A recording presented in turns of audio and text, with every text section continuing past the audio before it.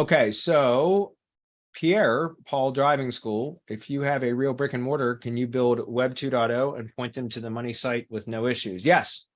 Yeah, and guys, Web 2s, like again, branded Web 2s, especially, like there's no issues with that at all. Like that's normal, it's natural. And in fact, you should be doing that. And Pierre, we our what's called Syndication Academy is an entire training course and program specifically about building branded Web 2.0s and interlinking them so that you're constantly expanding your entity footprint. Like, and that's essentially what you're doing. You're helping to inform the knowledge graph for the local entity by expanding, adding nodes to the knowledge graph, which is essentially adding a presence or establishing a presence on different web assets on the web.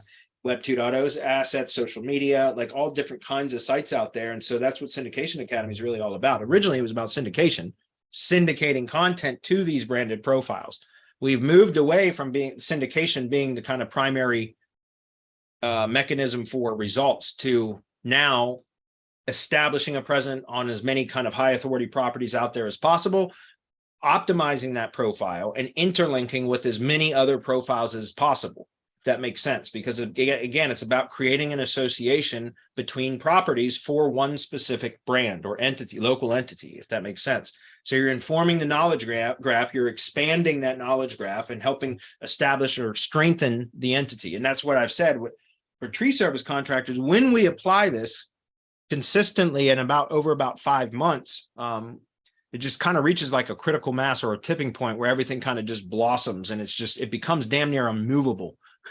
And I kick myself for it all the time because I'm in the industry, the tree service industry is for my agency.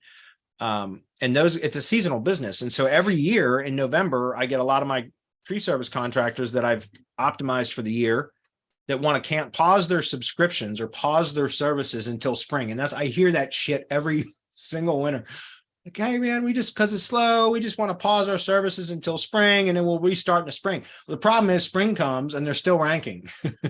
And it's like, the vast majority of them do not resubscribe until they start to slip in rankings. And sometimes that's 2 years later, so that's why I said it's an effective strategy. It works well.